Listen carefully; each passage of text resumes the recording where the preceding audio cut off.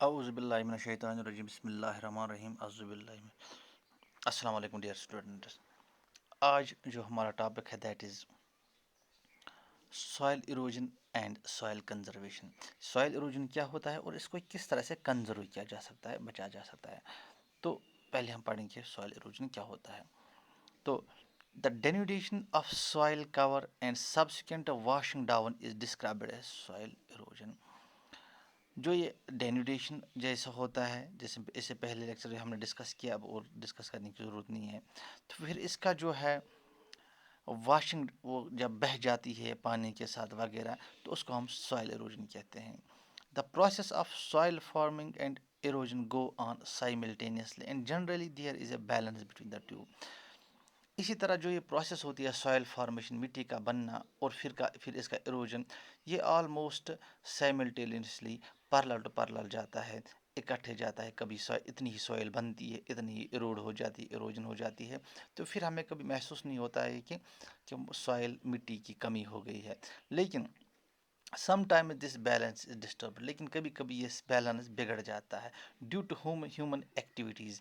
اس کی basic reason ہوتی ہے انسان کی حرکات، انسان کی کچھ ایسے ایکٹیویٹیز ہوتے ہیں جس کی وجہ سے یہ بیلنس جو ہوتا ہے سوائل فارمیشن اور سوائل ایروجن کے درمیان یہ بگڑ جاتا ہے.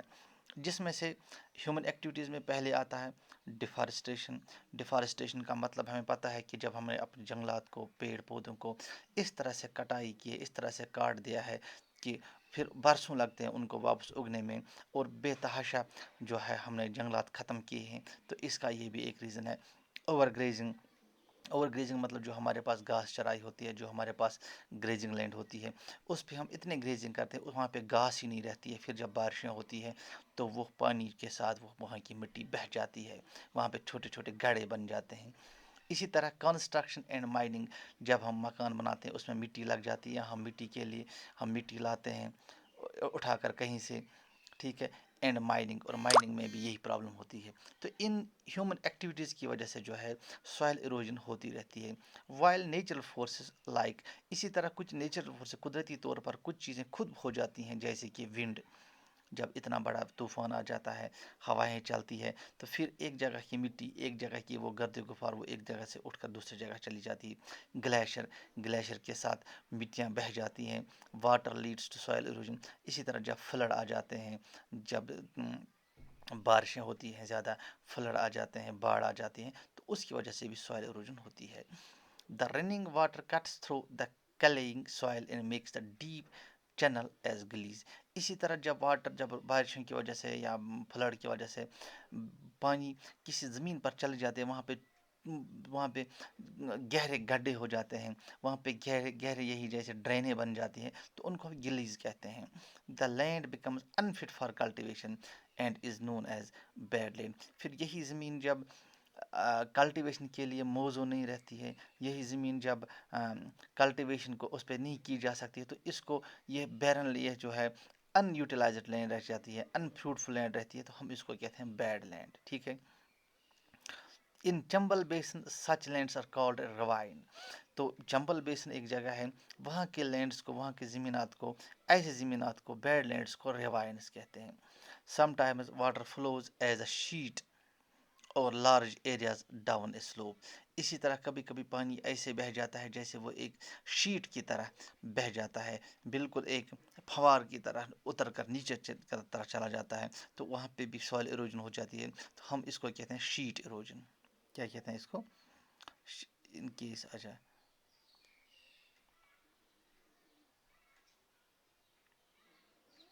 تو اس کو شیٹ ایروجن کہا جاتا ہے. Winds blow loose winds blows the loose soil of flat اور slope land known as wind erosion. اسی طرح جب طوفان آتے ہیں، جب ہوائیں تیز چلتی ہے، تو ہماری زمین، خشک زمین کی جب اوپری لیئر ہوتی ہے وہ اٹھ جاتی ہے، وہ لوز ہوتی ہے، وہ اٹھ جاتی ہے، تو ہم اس کو کہتے ہیں ونڈ ایروجن. اسی طرح soil erosion also caused due to defective method of farming. جب ہم فارمنگ ٹھیک طرح سے نہیں کرتے ہیں، سائنٹیفک طریقے سے نہیں کرتے ہیں، تو وہاں پہ بھی سوائل ایروجن ہو جاتی ہے.